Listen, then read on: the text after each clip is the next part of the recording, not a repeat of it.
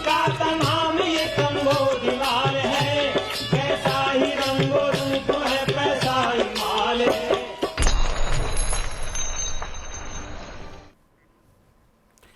नमस्कार, मैं हूं शुभम शंकर। आप देख रहे हैं मनी 9। स्वागत है आपके पसंदीदा कार्यक्रम मनी सेंट्रल में। मेरे साथ दिन की सारी बड़ी खबरों के विश्लेषण के लिए मनी 9 के एडिटर अंशुमान तिवारी जी जुड़ गए हैं। सर, बहुत स्वागत है आपका। अंशुमान जी से चर्चा शुरू की जाए उससे पहले आपको बता दें आज कौन सी बड़ी खबरें शामिल की गई हैं इस शो में। शुरुआत होगी ट्रक ओनर्स की हड़ताल के साथ। हिट एंड रन कानून पर इतनी खींचतान क्यों? एक नया कानून आया, कानून के वो कौन से पहलू हैं जिन पर खींचतान मची है? इतनी बड़ी हड़ताल के असर क्या होंगे, ये सब कुछ जानेंगे।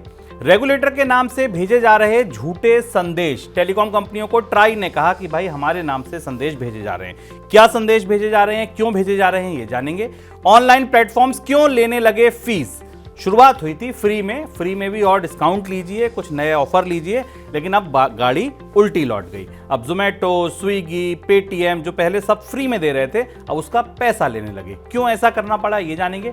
कैसे चलेगी फ्री राशन स्कीम? दिन की पहली बड़ी खबर। गेहूं पे चिंता, चावल पे संकट, फिर ये फ्री राशन स्कीम चलेगी कैसे, इसको समझेंगे। दूसरी बड़ी खबर, बैंकों ने बांटे कर्ज से चिंता क्यों? बैंकों ने कर्ज तो बांट दिए, सरकार जब तक आरबीआई सरकार जगते, समझाते, कहते, पाबंदी लगाते, तब तक तो बहुत सारा कर्ज बढ़ चुका था। कितना बटा, किसे बटा, चिंता क्या, सब कुछ जानेंगे दिन की दूसरी बड़ी खबर में। और आज सर्वे का जो पन्ना हम खोलेंगे वो है गोल्ड। सोने की खरीद पर क्या बोलता है मनी 9 का सर्वे। एक एक बात आपको समझाएंगे। कितने लोग सोने में बचत करते हैं, किन राज्यों में करते हैं, किस आय वर्ग के लोग करते हैं, किन शहरों में करते हैं। तो इंतजार कीजिए और देखिए आपका शहर सबसे ज्यादा सोना खरीदने या सबसे कम सोना खरीदने वाले शहरों में है या नहीं। लेकिन इन सब खबरों से इतर शुरुआत रिजर्व बैंक की एक खबर के साथ। भारतीय रिजर्व बैंक ने लंबे समय से निष्क्रिय पड़े बैंक खातों और बिना दावे वाली रकम को लेकर बैंकों को निर्देश दिए हैं, ताकि खातों में पड़ी बिना दावे वाली रकम को उसके कानूनी हकदार तक पहुंचाने में मदद मिले। रिजर्व बैंक ने कहा कि बैंकों को निष्क्रिय खातों और बिना दावे की रकम हकदार ढूंढने के लिए विशेष अभियान चलाने की जरूरत है। सर, क्या दिशा निर्देशों में कहा गया और क्यों कहना पड़ा ऐसा? हाँ शुभम, आज की सबसे महत्वपूर्ण ज़रूरी खबर है और ख़ासतौर से उन लोगों के लिए जिनके पैसे बैंकों में हैं और वो अपने खातों के बारे में भूल गए हैं। आपको याद होगा पिछले साल रिजर्व बैंक ने एक स्कीम डिक्लेयर की थी जिसका नाम था 100 डेज 100 पेज, जिसमें बैंकों को ये लक्ष्य दिया गया था कि वो हर ज़िले में 100 ऐसे खातेदारों को ढूंढें जिनके खाते बैंकों में हैं बट वो इनऑपरेटिव हैं, डॉर्मेंट हैं, और उनमें उनका पैसा रुका हुआ, उन्हें ढूंढ कर उनका पैसा उन्हें पहुँचाया जाए या दिया जाए। ये स्कीम जारी थी। इस पर सीमित सफलता मिली, थोड़ी सफलता मिली, ज़्यादा लोगों तक इसकी सूचना नहीं पहुंची। इस स्कीम की समय सीमा बढ़ाकर अब 1 अप्रैल 2024 तक कर दी गई। लेकिन इस प्रक्रिया को करते समय रिजर्व बैंक को इस बात का एहसास हुआ कि इनऑपरेटिव या असंचालित या निष्क्रिय खातों को लेकर नियम कानूनों की व्यवस्था में भी काफ़ी पेंच है और उसमें स्पष्टता नहीं है। तो रिजर्व बैंक ने अब इन खातों के लिए एक बड़ा और लंबा दिशा निर्देश जारी किया है, ताकि बैंकों के दिमाग में ये बिल्कुल साफ रहे कि उन्हें इन खातों को कैसे हैंडल करना है, कैसे डील करना है, और लोग इसमें कैसे अपनी जो फंसी हुई रकम जिसके बारे में उन्हें जानकारी नहीं, उसे कैसे हासिल किया जा सकता है। रिजर्व बैंक ने कहा है कि खातों में, इनऑपरेटिव और डॉर्मेंट खातों में और निष्क्रिय खातों में और जहां पैसा फंसा हुआ है, इनकी परिभाषाएं अलग अलग होंगी। पहली चीज़ तो ये कि जो खाते पहले से डॉर्मेंट घोषित कर दिए गए। डॉर्मेंट शब्द आप बार बार सुनते होंगे। डॉर्मेंट मतलब जो निष्क्रिय बंद पड़े खाते हैं, उनमें अगर रकम फंसी हुई तो उनको पहले ऑपरेशन में लाना पड़ेगा। बैंकों को उन्हें ऑपरेशन में लाकर उनके वास्तविक मालिकों की, जिनकी वो रकम है, या उनके उत्तराधिकारियों की, के एयर्स की, जो लोग उनके परिवार के हैं, उन तक वो रकम पहुंचानी होगी। ये प्रक्रिया 6 महीने तक कम से कम उस खाते को मॉनिटर करना होगा। आरबीआई ने बैंकों से कहा है जिस खाते में दावेदार नहीं आया उसे 6 महीने तक मॉनिटर करना होगा। उसके बाद ये डिसाइड किया जाएगा कि अगर वो नहीं दावेदार उपलब्ध होता है तो फिर उस खाते को बंद किया जाएगा और उसकी डिपॉजिट्स को, जो एक depositors education and awareness fund है आरबीआई का, उसमें वो फंड ट्रांसफर किया जाएगा। तो अब अगर अभी तक आपने ऐसी जानकारी नहीं की और आपके पास सूचना नहीं है तो अपने बैंक में जाइए, ज़रूर पता चला। ये हो सकता है आपके परिवार के आसपास का कोई पुराना खाता पड़ा हुआ हो। क्योंकि अब बैंकों को वो खाते निष्क्रिय सीमा से बाहर निकालने होंगे, तो बैंक को निष्क्रिय सीमा से बाहर निकाल कर से ढूंढेंगे जरूर और लोगों तक उसकी राशि पहुंचाएंगे। केंद्र सरकार के नए हिट एंड रन कानून के खिलाफ देश भर में ट्रक, डंपर और बस चालक सड़कों पर उतर आए हैं। नए कानून का उल्लंघन करने वाले ड्राइवरों के लिए 7 से 10 साल के जेल की सजा का प्रावधान है। देश भर की ट्रांसपोर्ट यूनियन इस प्रावधान को वापस लेने की मांग कर रहे हैं।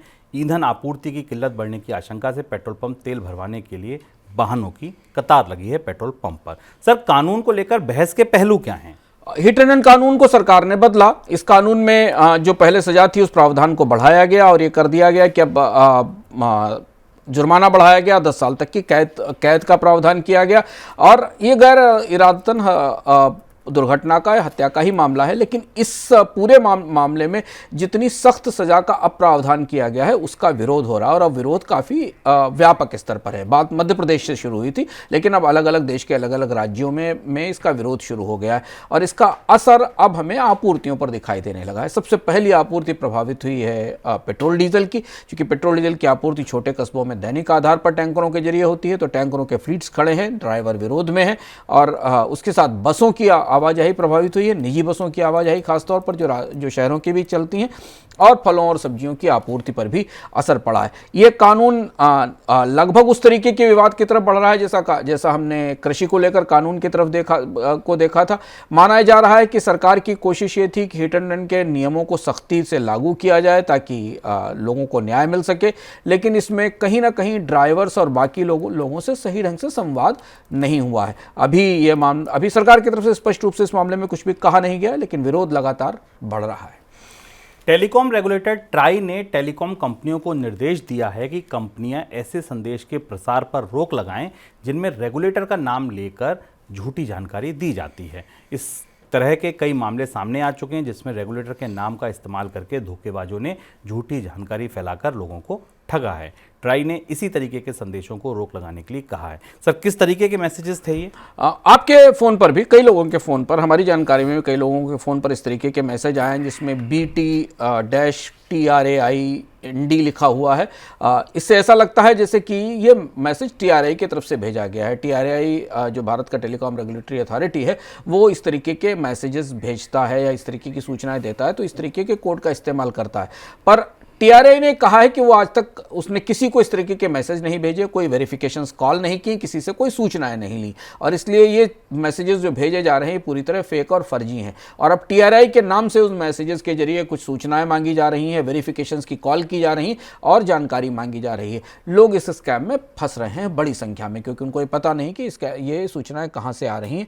TRAI ने सारे टेलीकॉम ऑपरेटर से स्पष्ट रूप से कहा है कि रेगुलेटर के नाम से जाने वाले सारे मैसेजेस रोके जाएं और ये स्पष्ट किया जाए कि इस तरीके की कोई सूचना या कोई जानकारी या किसी वेरिफिकेशन की कोशिश भारत का दूरसंचार नियामक अधिकरण नहीं कर रहा है।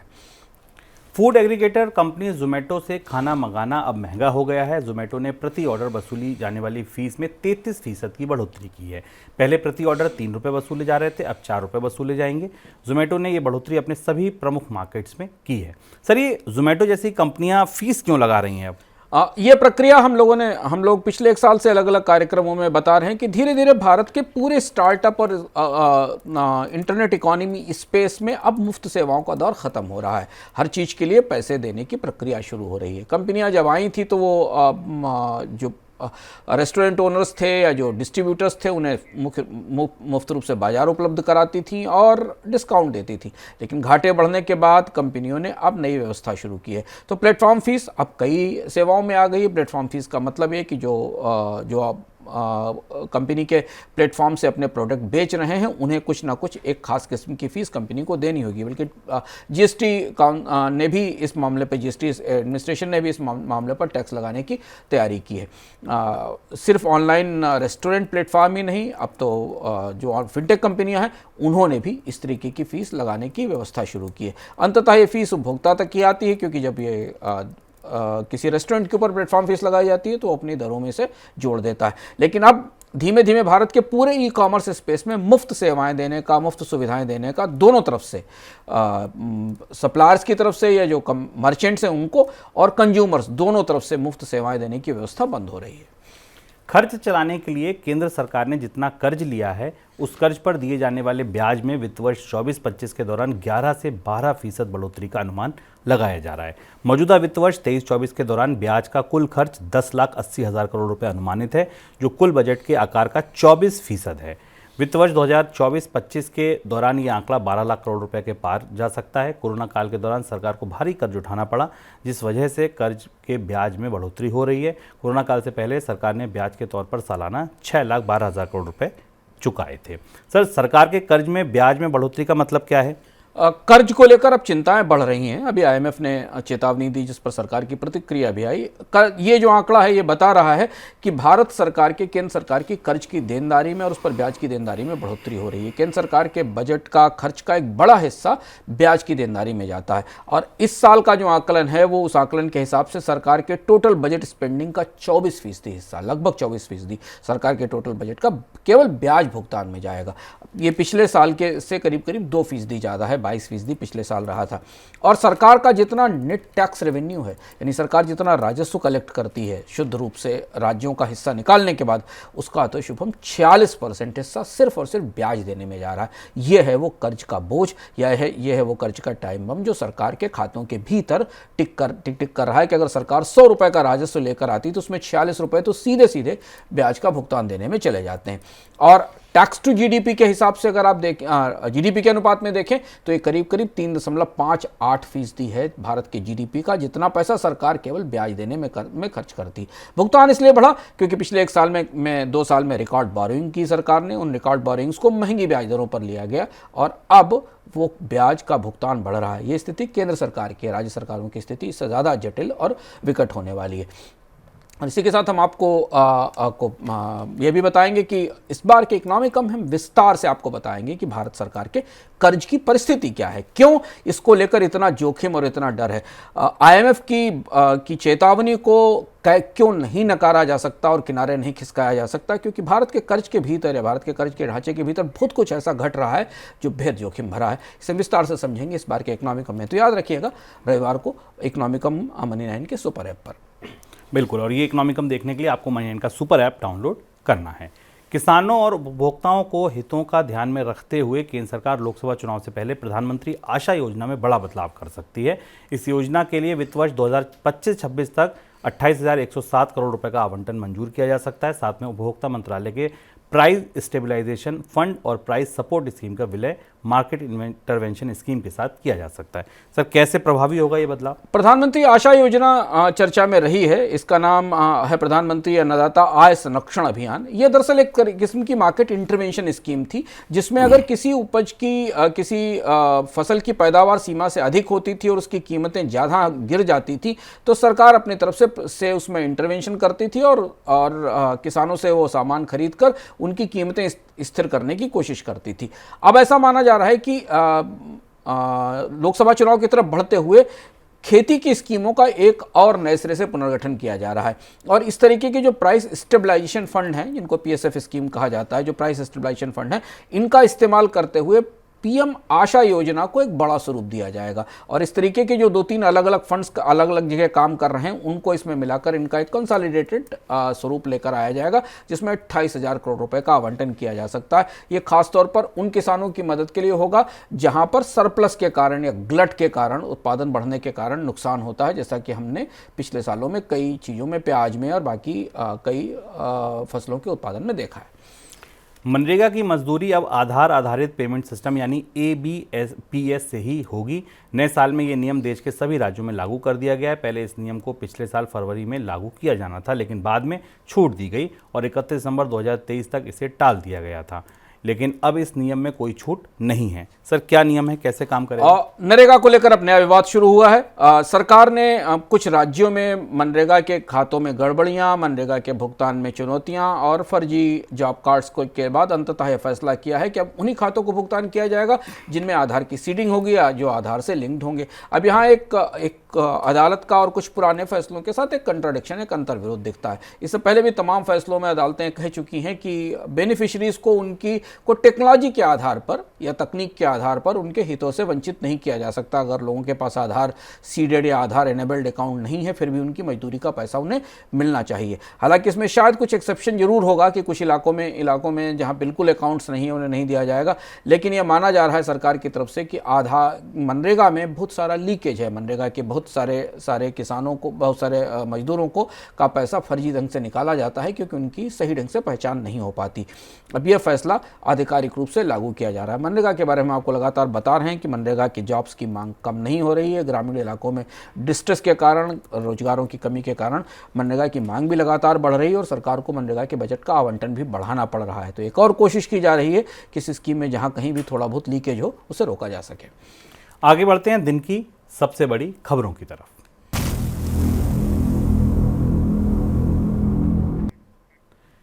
फ्री राशन स्कीम के लिए राशन की सप्लाई पूरी करने में इस साल सरकार को कड़ी मेहनत करनी पड़ सकती है, क्योंकि इस साल चावल की सरकारी खरीद में कमी देखी जा रही है। दिसंबर अंत तक देश भर में 299.33 लाख टन चावल की सरकारी खरीद दर्ज की गई है, जो पिछले साल के मुकाबले 14% कम है।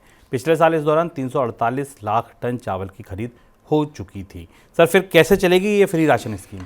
अब फिर वो दुविधा आकर खड़ी हो गई है। इस पर हमने विस्तार से चर्चा भी की थी और एक इकोनॉमिकम में बात भी की थी। उसका लिंक हम इसके डिस्क्रिप्शन बॉक्स में लगाएंगे, जिसमें आप भारत की फ्री मुफ्त अनाज स्कीम का जो अनाज वाला पक्ष है, कितनी अनाज की ज़रूरत है, इसे समझ सकते हैं। पर यहाँ अब दो फसलें लगातार सरकार के लिए चुनौती बनी है। खरीफ की फसल में पैडी की पर्याप्त खरीद नहीं हुई। भंडार पहले से ही कमज़ोर थे, बल्कि सरकार को बाजार में हस्तक्षेप करने में दिक्कत हो रही थी। पिछले साल गेहूं का भंडार पहले से टूटा हुआ है क्योंकि सरकार पर्याप्त गेहूं की खरीद नहीं कर पाई। और अब रबी की बुवाई के आंकड़े भी हमारे सामने हैं, जो स्पष्ट रूप से बता रहे हैं कि भारत में इस साल रबी की खेती पिछले साल से कमज़ोर रहने वाली है। ऐसी स्थिति में सरकार के भीतर इस बात को लेकर अब चर्चा और शुरू हो गई है कि इस मुफ्त अनाज स्कीम को कैसे चलाया जाएगा। इससे पहले ही सरकार ने इस स्कीम को 5 साल के लिए बढ़ा दिया था, 5 साल तक घोषित कर दिया था। 80 करोड़ लोगों को 5 साल तक मुफ्त अनाज दिया जाएगा। अब अनाज के लिए सब्सिडी की व्यवस्था तो की जा सकती है कर्ज लेकर, लेकिन अनाज कहाँ से लाया जाएगा, अनाज की उपलब्धता कहाँ से होगी? और इसलिए ऐसा लगता है कि अगर खरीफ की फसल की पर्याप्त खरीद के बाद रबी में भी ऐसी स्थिति बनी रही तो फिर सरकार को मुफ्त अनाज स्कीम को जारी रखने पर पुनर्विचार करना पड़ सकता है, और या फिर आयात पर निर्भरता बढ़ानी पड़ेगी, जो एक महत्वपूर्ण फैसला होगा कि अगर भारत सरकार अपनी मुफ्त अनाज स्कीम को चलाने के लिए आयात करती है। लेकिन मौजूदा स्थिति में बफर स्टॉक्स की जो परिस्थिति दिख रही है और जो अगले साल की मांग दिख रही है, वो कतई इस माफिक नहीं है कि 80 करोड़ लोगों की मुफ्त अनाज स्कीम को चलाया जा सके। आपको याद रखना होगा कि भारत सरकार में नीति आयोग और वित्त मंत्रालय सरकार को पिछले साल इस बात का सुझाव दे चुका था कि इस स्कीम को बंद कर देना चाहिए, क्योंकि इस पर सब्सिडी का बर्डन भी बहुत ज़्यादा है और भारत में पर्याप्त अनाज सरकारी भंडारों में उपलब्ध नहीं है। लेकिन राजनीतिक तौर पर इसके राजनीतिक लाभ स्वाभाविक रूप से सरकारों को मिलते हैं, इसलिए इस स्कीम को 5 साल के लिए बढ़ा दिया गया। सरकार की तरफ से हाईवे, रेलवे या दूसरे इंफ्रा प्रोजेक्ट्स की घोषणा रिकॉर्ड निचले स्तर पर चली गई है।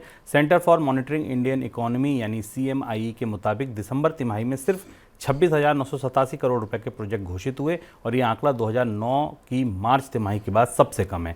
इससे पहले सितंबर तिमाही के दौरान 70,000 करोड़ रुपए से ज़्यादा के प्रोजेक्ट घोषित हुए थे। सर, क्या है इसकी वजह? ये आंकड़ा बहुत महत्वपूर्ण है और आपको याद होगा कि मौजूदा वित्त वर्ष की आखिरी तिमाही में भारत में आर्थिक विकास दर में गिरावट की संभावना है, जिस बात के आकलन आ चुके हैं, और अगले साल की आर्थिक विकास दर में और ज़्यादा गिरावट की संभावना है। जो ताजे आंकड़े हमारे सामने GDP के आए थे पिछली तिमाही के साल की दूसरी तिमाही के, जहां पर 7% से ऊपर की विकास दर दिखाई दी थी और उसकी काफ़ी प्रशंसा हुई थी, उस आंकड़े के भीतर हमने आपको बताया था कि प्राइवेट सेक्टर का इन्वेस्टमेंट बिल्कुल नहीं है। सरकार ही एक मुख्य रूप से बड़ी निवेशक थी जो निवेश कर रही थी और नई परियोजनाओं पर पैसा डाल रही थी। लेकिन अब ये आंकड़े बता रहे हैं कि रेलवे और सरफेस ट्रांसपोर्ट यानी रोड, इन दो प्रमुख क्षेत्रों में सरकार का निवेश बुरी तरह घट रहा है, कैपेक्स बुरी तरह घट रहा है, और इसका असर हमें आने वाली तिमाही और उसके बाद की तिमाहियों में भारतीय GDP की विकास दर पर दिखाई देगा। क्योंकि खर्च की मशीन में 2 इंजन हैं, एक सरकार का और एक प्राइवेट सेक्टर का। सरकार का इंजन छोटा है, 15% का है, प्राइवेट सेक्टर का इंजन 85% का है। प्राइवेट सेक्टर की तरफ से कोई बड़ा कैपेक्स नहीं हो रहा है क्योंकि कैपेसिटीज पड़ी हुई है, डिमांड नहीं है। सरकारी बजट से पैसा डाल रही थी और उनमें भी रेलवे और सरफेस ट्रांसपोर्ट सबसे महत्वपूर्ण थे, और इनके निवेश में अब कमी आ रही। कमी क्यों आ रही है, इसको भी हम आपसे पहले चर्चाओं में बता चुके हैं कि ये दोनों ऐसे क्षेत्र हैं जहां मैक्सिमम निवेश कर्ज से हो रहा था।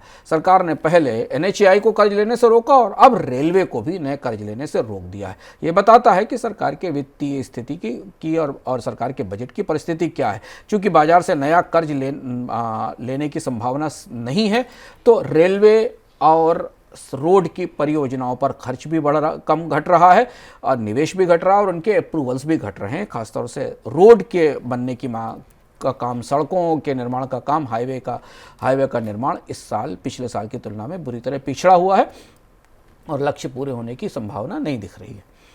गैर जमानती कर्ज को लेकर रिजर्व बैंक की तरफ से की गई सख्ती से पहले बैंकों ने पर्सनल लोन बांटने की होड़ मची हुई थी, जिस वजह से पर्सनल लोन का आकार 50 लाख करोड़ रुपए के पार पहुंच गया। रिजर्व बैंक के आंकड़े बताते हैं कि बीते 18 नवंबर तक पर्सनल लोन का आकार 50.56 लाख करोड़ रुपए रहा और ये एक साल में इससे 30% से ज़्यादा की बढ़ोतरी हुई है। हाउसिंग और क्रेडिट कार्ड लोन में सबसे ज़्यादा बढ़ोतरी देखने को मिली। क्रेडिट कार्ड का लोन का आकार तो 2.44 लाख करोड़ रुपए हो गया है और एक साल में इसमें 34% की बढ़ोतरी हुई है। सर, कितने चिंताजनक हैं ताज़ा आंकड़े? आप पूछ सकते हैं कि आखिर बैंक क्या कर रहे थे। 50 लाख करोड़ रुपए के पर्सनल लोन दिए गए। 50 लाख करोड़ के पर्सनल लोन में अधिकांश लोन अनसिक्योर्ड हैं, इनके पीछे कोई जमानत नहीं है। बैंकों को यह भी नहीं पता है कि जिन लोगों को कर्ज दिए गए वो इसको चुका पाएंगे कि नहीं। और ये किस साल दिए गए? जिस साल भारत में आय में, कमाई में कहीं कोई बढ़ोतरी नहीं हुई, रोजगारों की ग्रोथ रेट में कोई बढ़ोतरी नहीं हुई, इकॉनमी धीमे धीमे किसी तरह से रिकवर करके सामने आ पाई थी, कोई बड़ी इनकम ग्रोथ नहीं दिखाई दी। ऐसी परिस्थिति में जब भारत में ब्याज दरें पिछले कई दशकों में सबसे ऊंचाई पर थी, तब बैंकों ने और NBFCs ने मिलकर 50 लाख करोड़ रुपए के पर्सनल लोन दिए। इसलिए अक्टूबर में रिजर्व बैंक और सरकार को ये महसूस हुआ कि ये तो एक किस्म का टाइम बम है जो बैंकों ने अपने भीतर क्रिएट कर लिया। अब भीतर जाकर आप अगर देखो तो इसमें सबसे बड़ा आंकड़ा, चौंकाने वाला आंकड़ा NBFCs के माध्यम से आता है। बैंकों के बजाय NBFCs ने, नॉन बैंकिंग फाइनेंस कंपनीज ने सबसे ज़्यादा कर्ज बांटे। 3 गुनी से ज़्यादा रफ्तार उनकी कर्ज की दिखाई दी। भारत में ऐसी परिस्थिति में जबकि अधिकांश लोगों की इनकम लेवल कम है, हमने आपको मनी नाइन के सर्वे में भी बताया, दिखाया, तब 30% पर्सनल लोन की ग्रोथ बढ़ना अपने आप में बेहद चौंकाने वाला और जोखिम भरा फैसला था।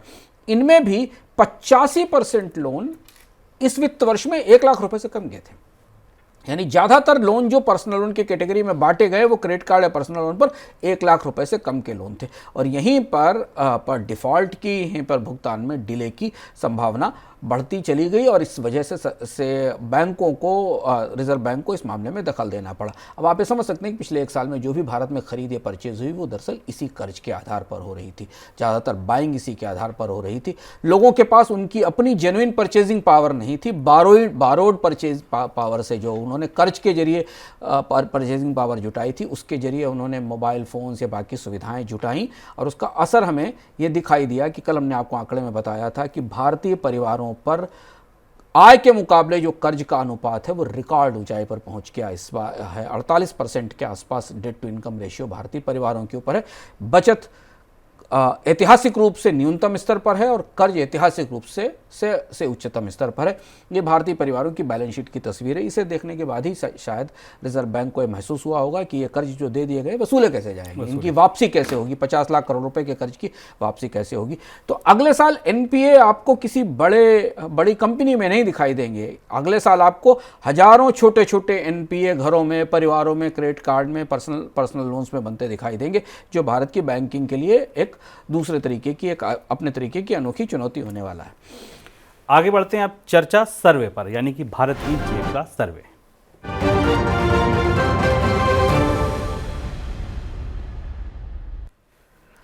आज सर्वे में हम चर्चा कर रहे हैं गोल्ड की, जी हाँ, सोने की, कि भारतीय परिवारों का व्यवहार सोने के प्रति कैसा है। बचत के लिए कितने भारतीय सोना खरीदते हैं, किन राज्यों में खरीदते हैं, किन शहरों में सबसे ज़्यादा खरीदते हैं। तो चलिए, सबसे पहले आंकड़ा कि भारत में कितने प्रतिशत परिवार सोने में बचत करते हैं।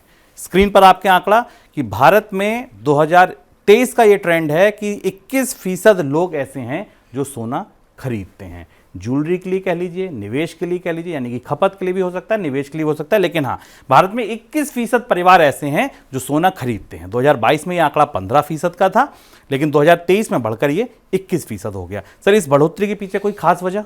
दो तीन वजह हैं। पहली चीज तो है कि भारत में सोना निवेश के लिए, बचत के लिए एक महत्वपूर्ण हिस्से के तौर पर इस्तेमाल होता है, पर इतना भी बड़ा नहीं है। ऐसा भी नहीं है कि कोई बहुत बड़ा हिस्सा हो। अभी भी हम देखते हैं कि परिवारों की बचतों में सोने का एक अपना हिस्सा है। पर पिछले साल की बढ़ोतरी में दो महत्वपूर्ण चीजें थी। जो लोग सोने को करीब से देख रहे थे, बाजार में निवेश कर रहे थे, उन्हें पता था कि पिछले साल सोने की तेजी के हिसाब से सबसे महत्वपूर्ण रहा। पूरे साल में सोने ने करीब 13% के आसपास का रिटर्न दिया, जो कि महंगाई की दर से ज्यादा था, और इसलिए पिछले साल सोने में हमने खरीद भी देखी। आपको हमने बीच बीच बताया कि सरकार की तमाम कोशिशों के बावजूद, डिस्करेज करने के बावजूद, ड्यूटी लगाने के बावजूद भारत में सोने का इंपोर्ट भी रिकॉर्ड स्तर पर हुआ, आयात भी बढ़ा और लोगों ने उसकी खरीद भी बढ़ाई। सोने की इस खरीद में फिजिकल गोल्ड की खरीद भी शामिल है, और जैसा हमें सर्वे में संकेत मिला है कि थोड़ी डिजिटल गोल्ड, बॉन्ड्स और बाकी की जो पेपर गोल्ड है उसकी खरीद भी शामिल है। लेकिन सोना फिलहाल इस पिछले साल भारतीयों की निवेश पसंद में या बचत पसंद में शामिल रहा, और बल्कि उसमें बढ़ोतरी भी हुई। अगली बात कि ये सोना तो भारतीय खरीदते हैं अगर 21%, लेकिन क्या वाकई अमीर लोग सोना खरीदते हैं या जिनकी आय कम है वो भी सोना खरीदते हैं? ये आंकड़ा आपको निश्चित तौर पर चौंका सकता है। 15,000 रुपए से कम भी अगर कोई कमाता है ना, तो वो भी सोना खरीद रहा है। 21% लोग वो हैं जो 15,000 से 35,000 रुपए के बीच कमाते हैं, वो भी सोना खरीद रहे हैं, और फिर ऊपर वाले भी लगातार जिस हिसाब से आय बढ़ रही है, देखिए सोने का प्रतिशत भी बढ़ता जा रहा है। सर, ये दिखाता है कि आप चाहे कितना भी कम कमाएं, सोने के प्रति लगाव है। 15,000 से कम की आय वाले लोगों में भी 18% लोग ऐसे मिले जिनके पास सोने में थोड़ी बहुत बचत उपलब्ध थी। ये सोने की जो स्वीकार्यता है बचत के तौर पर, संकट के समय, मुश्किल के समय इस्तेमाल के इंस्ट्रूमेंट के तौर पर, वो लगातार बढ़ती दिखाई दे रही। पर इस आंकड़े में मुझे दो चीजें महत्वपूर्ण दिखाई दी कि 15 से 35,000 रुपए वाले आय वर्ग में थोड़ा सा कम था, 35 से 50,000 वाले आय वर्ग में ज्यादा बढ़ोतरी हुई। यानी 35 से 50,000 आय वर्ग वाले लोग ऐसे दिखे जिन्होंने अपने यहाँ सोने को एक महत्वपूर्ण निवेश के तौर पर या बचत के तौर पर पिछले साल इस्तेमाल करना शुरू किया। अब आपको क्या लगता है सबसे ज्यादा पैसे वाले लोग, कमाने वाले लोग कौन से राज्य में रहते हैं, और क्या वही लोग सबसे ज्यादा सोना खरीदते हैं? तीसरा आंकड़ा ये पकड़िए कि भारत के ऐसे कौन से राज्य हैं जहां सबसे ज्यादा सोना खरीदा जाता है। पहला नंबर कर्नाटक का, दूसरा नंबर दिल्ली का, तीसरा पश्चिम बंगाल का। देखिए, आय में पश्चिम बंगाल भले पीछे था, कमाई में भले पीछे था, लेकिन सोने की खरीद में वो गुजरात और केरल को मात दे रहा है। केरल सुनकर आपको लग रहा होगा कि पीछे है पश्चिम बंगाल से, लेकिन हाँ, ये बात सही है। वहाँ 26% परिवार हमें ऐसे मिले जो केरल में सोना खरीदते हैं, जबकि पश्चिम बंगाल में 31% परिवार ऐसे थे जो सोना खरीदते हैं। सर, और चीज़ों पर अगर हम देखें, और सुविधाओं पर, कार हो, बाइक हो या गैजेट्स हो, आईफोन हो, कुछ भी हो, उन पर तो ये नियम लागू होता दिखता है कि जहाँ पैसा होगा वहाँ। लेकिन ये आंकड़े आपको बता दें कि पश्चिम बंगाल, गुजरात और केरल से अगर ऊपर है तो इस बात का कोई मतलब नहीं है कि ज्यादा है या कम है, लेकिन सोना होना चाहिए। हाँ, क्योंकि पश्चिम बंगाल और छोटे जो ऐसे राज्य जहां कम आय वर्ग के परिवार हैं, वहां सोने को ही एकमात्र बचत का साधन माना गया, और इसलिए हमको दिखता है कि पश्चिम बंगाल जो इनकम की रैंकिंग में पीछे है, वहां सोने की खरीद अच्छी और बड़ा बाजार है पश्चिम बंगाल सोने का। यहाँ चौंकाने वाली एंट्री कर्नाटक की है। केरल को आमतौर पर सोने की खरीद के लिहाज से सबसे महत्वपूर्ण माना जाता है, और कहा जाता है कि केरल में सोने में बड़ा निवेश होता है। लेकिन कर्नाटक में इस साल के हमारे सर्वे से पता चला कि कर्नाटक सबसे आगे था। कर्नाटक में लोगों ने सोने में बड़ा निवेश किया और सोने की बड़ी खरीद की, जो कि बदलता हुआ सा ट्रेंड है। गुजरात में चूंकि वित्तीय और फाइनेंशियल इन्वेस्टमेंट्स काफ़ी हैं स्टॉक मार्केट में और आईपीओज में और म्यूचुअल फंड में, तो गुजरात में भी एक हिस्सा सोने में निवेश के लिए जाता है। लेकिन अगर आप ध्यान से देखें तो ये रुख बड़ा भारत में सोने की लोकप्रियता का ये रुख बड़ा डाइवर्सिफाइड है। अगर आप पूरे भारत के नक्शे पर देखें तो हर क्षेत्र से आपको एक राज्य दिखाई दे जाएगा जो सोने की खरीद में अग्रणी है। बंगाल पूर्व से आता है, दक्षिण भारत के भी राज्य दिखते हैं, पश्चिम के भी राज्य दिखते हैं। तो सोना एक प्रायोरिटी इन्वेस्टमेंट या प्रायोरिटी सेविंग है, ये इस सर्वे से हमें पता चला। देखिए, टॉप के 5 शहरों में नॉर्थ से दिल्ली, साउथ से केरल और कर्नाटक, वेस्ट से अगर आप देखें तो गुजरात, और ईस्ट से अगर आप देखें तो पश्चिम बंगाल। तो भारत के चारों कोनों में सोना खरीदा जा रहा है। अब वो कौन से राज्य हैं जो सोने पर कम भरोसा करते हैं या बचत में सोने का निवेश में इस्तेमाल कम करते हैं? असम छोटा राज्य, हिमाचल छोटा राज्य, लेकिन मध्य प्रदेश, देखिए मध्य प्रदेश एक ऐसा बड़ा राज्य है, बिहार एक ऐसा बड़ा राज्य है जो सोने पर भरोसा कम करता है। या तो ये बचत ही कम करते हैं, और अगर बचत करते भी हैं तो उसमें जो सोने में उनकी होल्डिंग्स है वो कम है। सर, ऐसा क्यों? इनमें सारे राज्यों में बिहार, उड़ीसा जैसे राज्य हैं जिनके यहाँ परिवारों की आय कम है, लेकिन यहाँ एक डाइवर्जेंस है, बड़ा इंटरेस्टिंग डाइवर्जेंस है। आय पश्चिम बंगाल में भी कम है, पर पश्चिम बंगाल की वरीयता में सोना ऊपर है। पर इन राज्यों में जहां आय कम है वहां सोने में बचत की उतनी वरीयता नहीं है। नॉर्थ ईस्ट एक चौंकाने वाली एंट्री है। असम में सबसे कम लोग सोने में निवेश कर रहे हैं या सोने में बचत कर रहे हैं। ये एक दिलचस्प रुख है। इसे और गहराई से पड़ताल करके हम समझने की कोशिश करेंगे कि आखिर ऐसा क्यों है कि नॉर्थ ईस्ट में सोने की डिमांड कम है। हिमाचल में मांग कम होना स्वाभाविक है, क्योंकि हिमाचल में बाकी वित्तीय निवेश भी होते हैं। मध्य प्रदेश एक और आउटलायर राज्य निकलता, बड़ा राज्य है, काफ़ी बड़ी आबादी है मध्य प्रदेश की, पर मध्य प्रदेश में परिवारों की आय सीमित है और इसलिए सोने में निवेश कम है। चलिए अब आगे बढ़िए। देश में देख लिया, राज्य में देख लिया, अब शहर देखिए। क्या आपका शहर उन शहरों में है जो सोना खरीदता है? तो देखिए शहरों में एंट्री में अगर आप देखिए तो सबसे ऊपर जिस शहर का नाम है बेंगलुरु, तिरुवनंतपुरम, दार्जिलिंग, सबसे ज़्यादा सोना खरीदने वाले परिवार। 2022 में ये तीनों कोई और थे, सूरत था, कृष्णा था, थाने था, लेकिन 2023 में तस्वीर बदल गई। सर ये तस्वीर क्यों बदली? ये बेहद दिलचस्प है। जैसे शेयर बाजारों में बढ़ोतरी इस बार दिखाई दी तो गुजरात का शहर इससे बाहर हो गया, सूरत बाहर हो गया और बेंगलुरु से सबसे ऊपर निकल कर आ गया। तो हमें फिर ये दिखाई दिया कि बंगाल, जिसको हमने अपने राज्यों में भी पाया था कि सोना खरीदने वाले राज्यों में प्रमुख है, वहाँ का शहर दार्जिलिंग में करीब 59% परिवार जितने सर्वे में शामिल थे उसमें 59% परिवार, 59% परिवारों ने सोने में किसी न किसी तरह से निवेश कर रखा था। केरल इसमें महत्वपूर्ण है, केरल में बड़ा निवेश है और बेंगलुरु में, जबकि महाराष्ट्र अब इससे बाहर हो गया और गुजरात भी इससे बाहर हो गया। तो ये आज हमने पड़ताल की गोल्ड की। ऐसे ही अब लगातार हम स्टेट वाइज, सिटी वाइज आपके पास इस सर्वे की और सारी डिटेल्स लाते रहेंगे। फिलहाल आगे बढ़ते हैं मनी सेंट्रल झटपट की ओर।